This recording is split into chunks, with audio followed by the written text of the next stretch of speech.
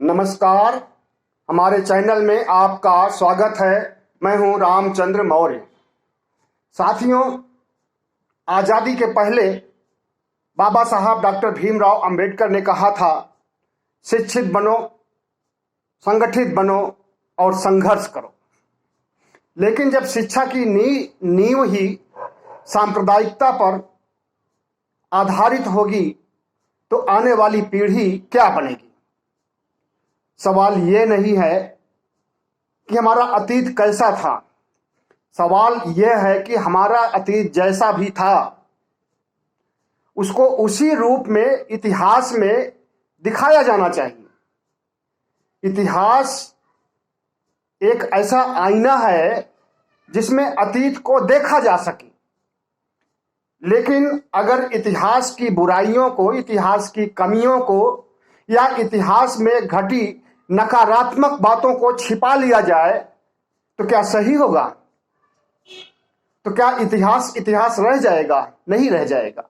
इसलिए इतिहास में जो बुराइयां हैं, जो अच्छाइयां हैं, दोनों को पेश किया जाना चाहिए और कोशिश होना चाहिए कि वर्तमान को संवारने के लिए, भविष्य को संवारने के लिए इतिहास में जो गलतियां हुई हैं, इतिहास में जो चूक हुई है, उस पर नियंत्रण पाया जाए। जब आपको इतिहास में हुई बुराइयों का पता ही नहीं होगा तो आप कैसे वर्तमान को संभालेंगे, कैसे भविष्य को संवारेंगे? साथियों, स्वामी विवेकानंद ने कहा था, स्वामी विवेकानंद को हिंदू धर्म का मसीहा माना जाता है हिंदुओं के अनुसार, लेकिन स्वामी विवेकानंद ऐसे व्यक्ति नहीं थे या कट्टरपंथी हिंदू नहीं थे या आरएसएस वाले हिंदू नहीं थे जो कि सांप्रदायिकता और एक धर्म विशेष को आगे बढ़ाने की बात करते रहे हों। वे सर्वधर्म समभाव में विश्वास करते थे, वे धर्मनिरपेक्षता में विश्वास करते थे, वे भारत की संस्कृति में, भारत की बहुआयामी संस्कृति, साझा संस्कृति और धर्मनिरपेक्ष मूल्यों में विश्वास करते थे। उन्होंने कहा था कि सच्चा भारतीय वही है जिसमें वेदांत की गहराई हो, जिसमें ईसाई धर्म का सेवा भाव हो, जिसमें इस्लाम की बहादुरी हो और जिसमें बौद्ध धर्म की करुणा हो। सभी धर्मों को समेट करके उन्होंने कितनी बड़ी बात कही। इससे क्या आप अनुमान लगा सकते हैं कि वे हिंदू थे या ईसाई थे या बौद्ध थे या मुसलमान थे? वे सब कुछ थे। और हमारा देश जैसा है, हमारे देश का चरित्र जैसा है और हमारी विरासत जैसी है, वे उसी के मुताबिक व्यवहार करते थे, उसी के मुताबिक भाषण करते थे और उसी के मुताबिक उनका वर्ताव होता था। उनका शिकागो में दिया हुआ भाषण बहुत चर्चित हुआ, हिंदूवादी लोग भी उसकी सराहना करते हैं। लेकिन विवेकानंद के मूल भाव को या संविधान के मूल भाव को या लोकतंत्र के मूल भाव को भारतीय जनता पार्टी, आरएसएस और उसके संगठन के लोग नहीं समझते हैं। तभी वे आज संपूर्ण संस्कृति से छेड़छाड़ कर रहे हैं। संपूर्ण संस्कृति को, भारत की धर्मनिरपेक्ष संस्कृति को बदलना चाहते हैं। अब आप कहेंगे कि संस्कृति क्या होती है? संस्कृति में सब कुछ आ जाता है, राजनीति भी आ जाती है, समाज भी आ जाता है, दर्शन भी आ जाता है, अध्यात्म भी आ जाता है, अर्थव्यवस्था भी आ जाती है। सब कुछ संस्कृति में समाहित है। शिक्षा भी है। शिक्षा तो पहले नंबर पर होना चाहिए संस्कृति के अंतर्गत, क्योंकि संस्कारों का निर्माण, देश का निर्माण, भविष्य का निर्माण, राष्ट्र का निर्माण अगर होता है तो शिक्षा से ही होता है। बाबा साहब भीमराव अंबेडकर ने सबसे ज्यादा अगर किसी पर फोकस किया है तो शिक्षा है। उन्होंने कहा, शिक्षा वो शेरनी का दूध है जिसे नहीं पियोगे तो गुलाम बने रहोगे और पियोगे तो शासक बनोगे। और जो आपके ऊपर शोषण का, गुलामी का, वर्ण व्यवस्था का आघात आप झेलते रहे हो, उससे मुक्ति मिलेगी। लेकिन दुर्भाग्य यह है कि वही वर्ण व्यवस्था के लोग, वही मनुस्मृति को मानने वाले लोग, वही रामराज की अवधारणा वाले लोग, वही एक धर्म विशेष हिंदू धर्म को राष्ट्र धर्म बनाने वाले लोग आज सत्ता में हैं और अपने ढंग से इतिहास को गढ़ रहे हैं, इतिहास को रच रहे हैं और इतिहास के साथ छेड़छाड़ कर रहे हैं। आपको मालूम होना चाहिए कि मध्य प्रदेश के स्कूलों में रामायण महाभारत की कहानियां रखी गई हैं सिलेबस में, और रामायण महाभारत को, रामायण काल को, महाभारत काल को इतिहास बताया जा रहा है, जबकि रामायण और महाभारत सिर्फ एक मिथक है, एक साहित्य की रचना हुई थी और उस साहित्य में कल्पना के आधार पर राम और कृष्ण को गढ़ा गया था। इस बात को बाबा साहब भीमराव अंबेडकर ने समझा था और उन्होंने 22 प्रतिज्ञाएं दिला करके 14 अक्टूबर 1956 में सावधान किया था रामायण और महाभारत से, राम और कृष्ण से। लेकिन बाबा साहब अंबेडकर के विचारों के घोर विरोधी दक्षिणपंथी, भगवाधारी, इन्हें जो भी कहा जाए वो कम है, चरमपंथी लोग आज सत्ता में हैं और वे हमारे इतिहास का बंटाधार कर रहे हैं, इतिहास को बदल रहे हैं, इतिहास को वामपंथी नजरिए से, दक्षिणपंथी चश्मे से देख रहे हैं।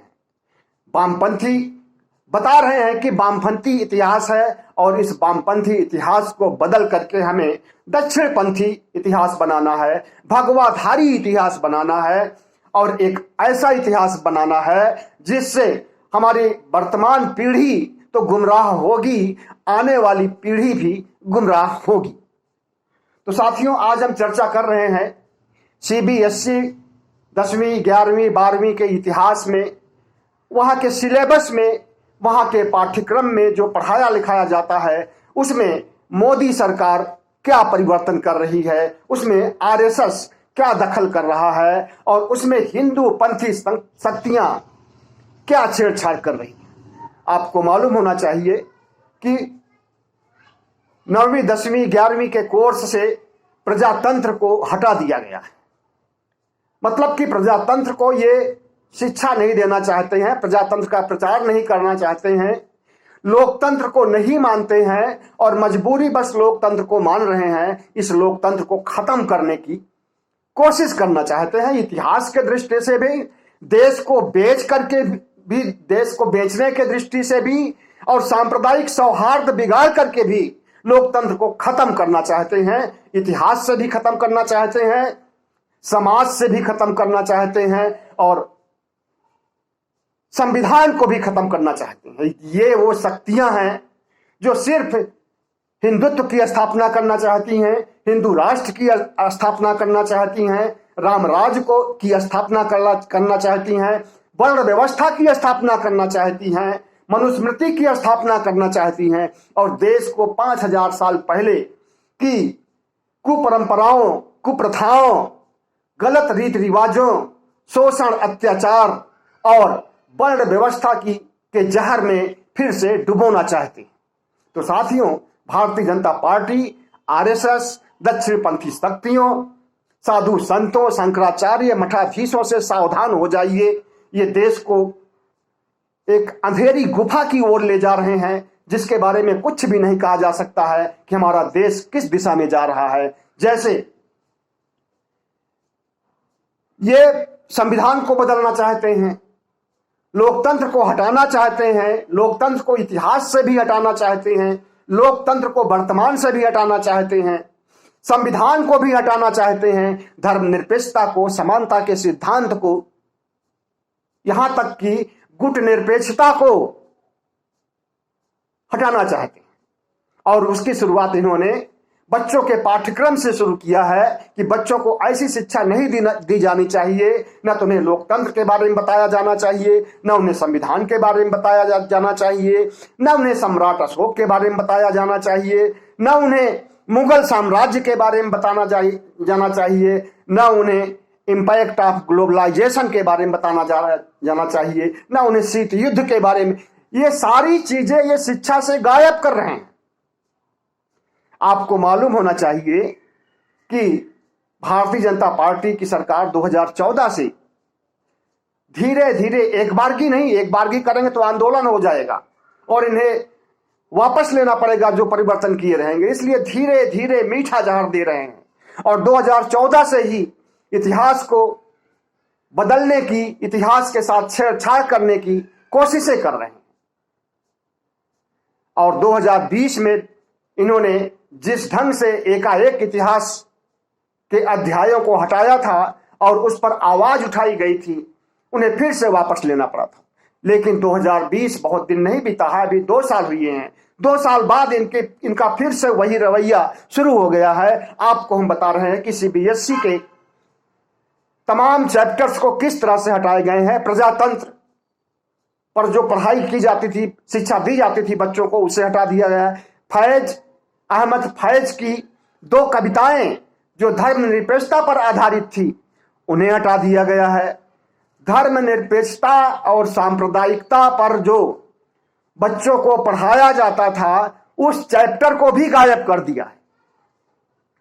और ये जो भारत का प्राचीन इतिहास है, उसके साथ भी खिलवाड़ कर रहे हैं। अभी कुछ समय पहले पता चला था कि एक retired IAS officer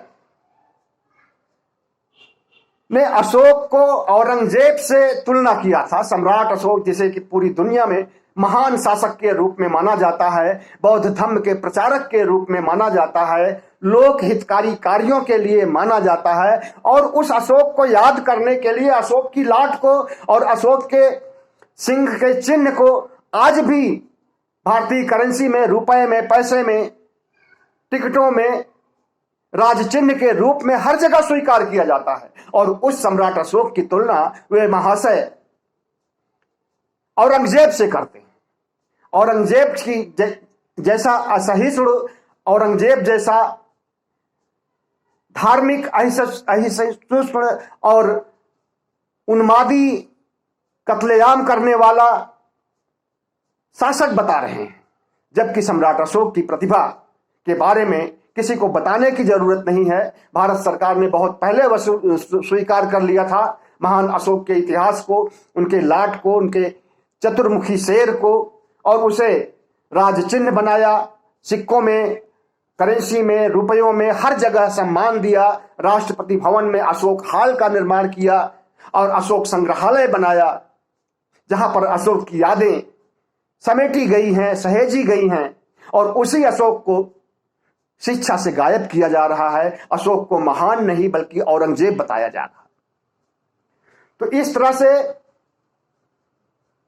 Uttar Pradesh ही नहीं बल्कि मध्य प्रदेश और जहां जहां भारतीय जनता पार्टी की सरकार है, वहां के इतिहास में छेड़छाड़ किया जा रहा है। और हर जगह यह पढ़ाया जा रहा है कि अकबर और महाराणा प्रताप के बीच जितने भी युद्ध हुए हैं, उसमें से महाराणा प्रताप किसी भी युद्ध में नहीं हारा है और अकबर की हार हर जगह हुई है। बिल्कुल गलत इतिहास पेश किया जा रहा है। आपको पता ही है कि अकबर मानसिंह, जो कि मानसिंह को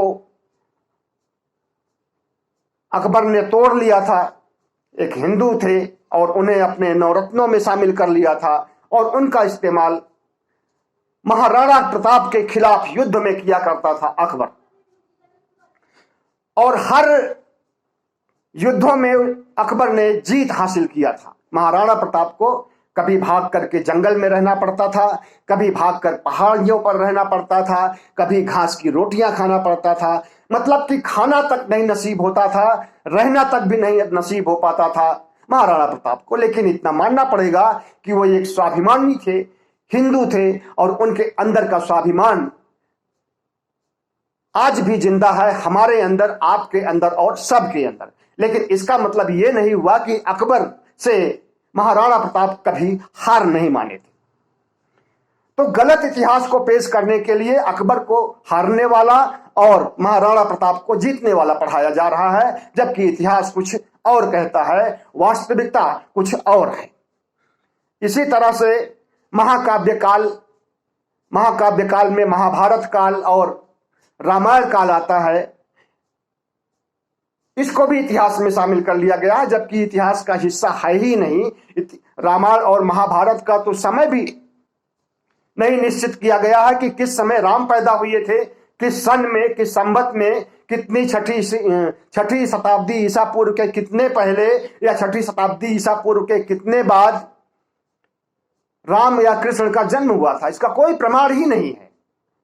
अब जिस चीज का प्रमाण नहीं होता है, जिसका पुरातात्विक साक्ष्य नहीं होता है, जिसका इतिहास नहीं होता है, उसे इतिहास में नहीं शामिल किया जा सकता है। लेकिन नहीं, एक मिथक को, एक झूठ को, एक काल्पनिक चरित्र को पढ़ाने के लिए मोदी सरकार, आरएसएस की सरकार और कट्टरपंथी हिंदुओं की सरकार कोशिशें कर रही है और रामायण महाभारत को इतिहास में शामिल। अब रामायण महाभारत में कितना इतिहास, कितना गल्प है, कितना उतार चढ़ाव है, कितना अतिशयोक्त है, कितना विरोधाभास है, इसको आप अच्छी तरह से जानते हैं।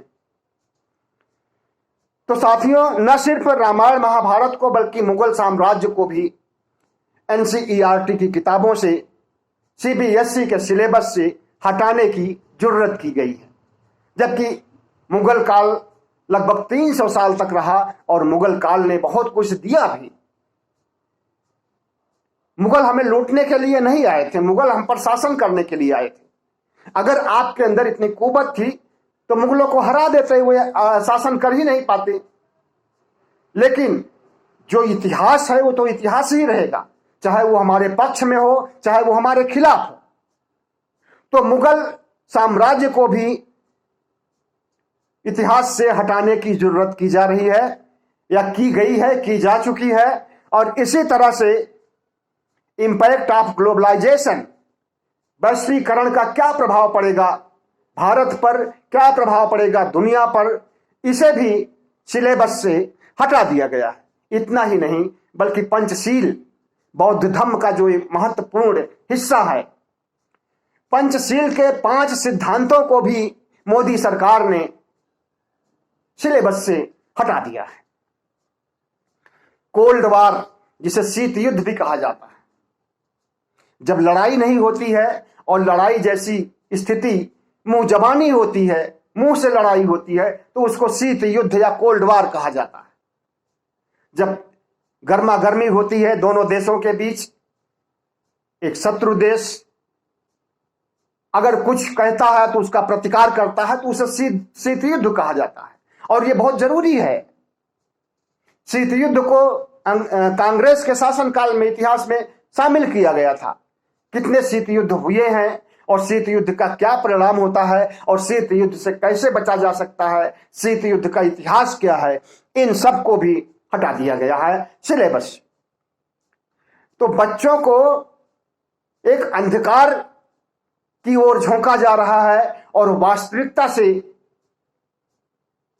उन्हें हटाया जा रहा है।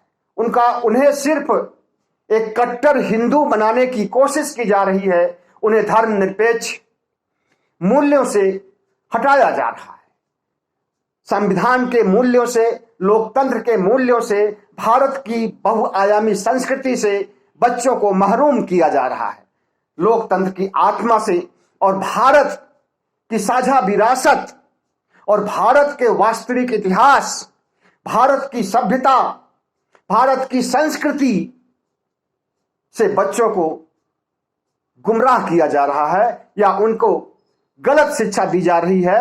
भगवाकरण करके इतिहास का और इतिहास के साथ छेड़छाड़ करके मोदी सरकार या मोदी सरकार में बैठे आरएसएस के लोग जो कुछ भी कर रहे हैं वो हिंदू राष्ट्र को, राम राज्य को, हिंदुत्व की स्थापना को दिमाग में रख करके कर रहे हैं, जो कि असंवैधानिक है।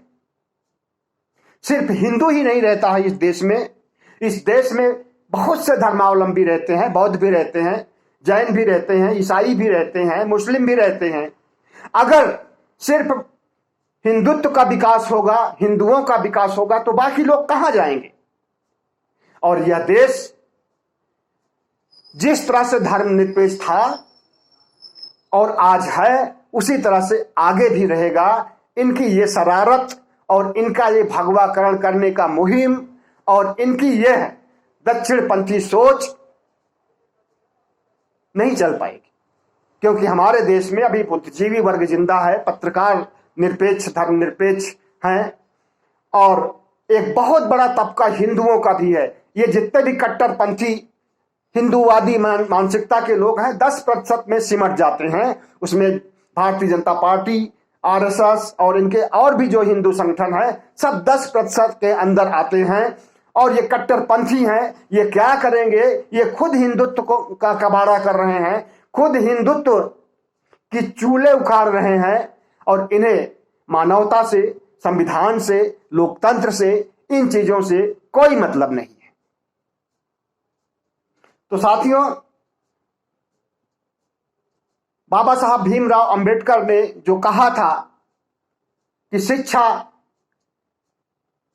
शिक्षित बनो, संगठित बनो, संघर्ष करो, तो शिक्षित होने के लिए हमें वास्तविक शिक्षा मिलनी चाहिए। इतिहास की, राजनीति की, अर्थव्यवस्था की, विज्ञान की, और सारी शिक्षा आधुनिक होनी चाहिए और सारी शिक्षाएं वास्तविक होनी चाहिए।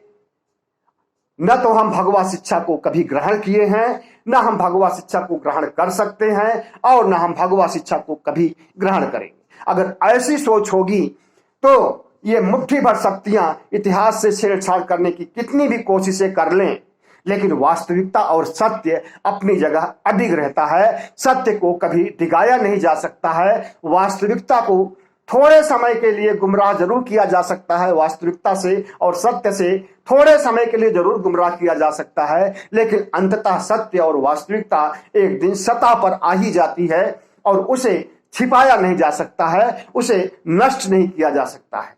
तो सांप्रदायिक शक्तियों द्वारा जो इतिहास को बदलने, इतिहास के साथ छेड़छाड़ करने, संविधान के साथ छेड़छाड़ करने, प्रजातंत्र को मिटाने, लोकतंत्र को नष्ट करने की जो मुहिम छेड़ी गई है, इसका साथ कतई नहीं देना है, बल्कि हमें इसके विरोध में खड़ा होना है और भारत की साझा संस्कृति को, भारत की तमाम भाषाओं को, भारत की संस्कृति को, भारत की बहुआयामी विरासत को बचाए रखने के लिए हमें जो कुछ भी बड़ा कदम उठाना पड़े, उठाना चाहिए।